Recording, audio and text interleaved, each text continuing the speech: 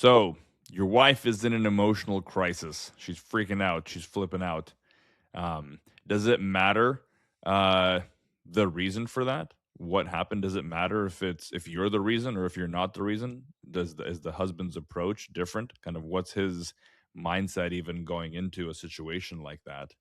Um, what is he standing on? Yeah, well, because are men trying to be fixers or feelers? Just made up those categories. Mm-hmm. I mean, fixer, I think, is a thing guys get made fun of. Mm-hmm. They're actually trying to solve a problem Right. and trying to solve the problem maybe even too quickly. It's said that ladies want to just be heard. Yeah. They It's want to not about be, the nail. yeah, they want to just make sure that the relationship is solid and connected.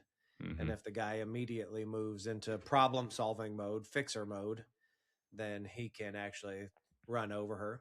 But in terms of the actual question, does it matter what the reason is? I have a hard time coming up with a scenario where that doesn't matter at all. Mm-hmm. Like, no, we're moving past what is the cause. We're just going to address the symptoms. Mm-hmm. Mm-hmm. How to go about, trying to uncover what the cause is probably is going to require some at least patience, some willingness to ask some questions and actually find out.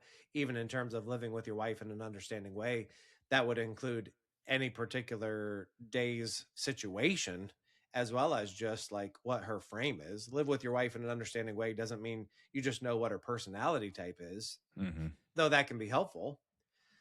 Living with her in an understanding way, I think, would assume understanding any given scenario that she's dealing with. Mm-hmm. Well, what's wrong?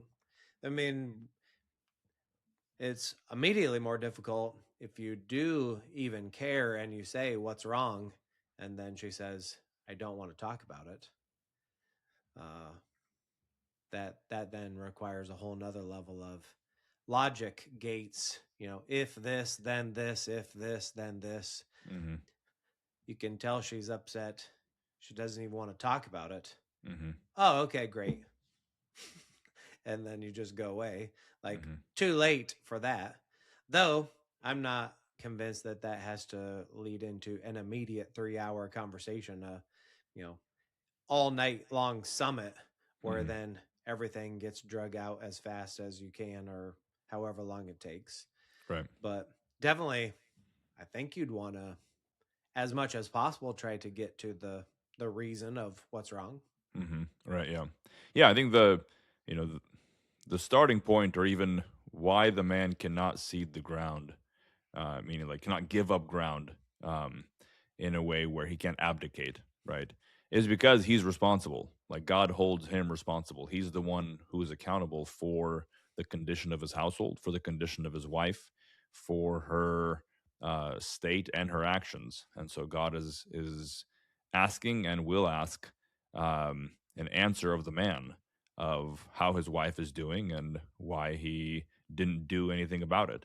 And so I think starting from that position of I'm responsible for this, that can um, for sure uh, be twisted and mm, you know maybe you have the right starting point but you took it to the wrong conclusion, but that starting point is still critical, important. The man is responsible. He is not allowed to abdicate. He has nowhere to go. And so if there's a problem to be dealt with, and in this case an emotional crisis or a wife who's freaking out is something that needs to be fixed. So how go about fixing that, whether it is, playing the long game, and there is more undercurrent that needs to be developed, or it is a short-term fix that is maybe a simpler situation. But nonetheless, the man is not cannot just walk away, cannot just leave. He is responsible. So he starts there. And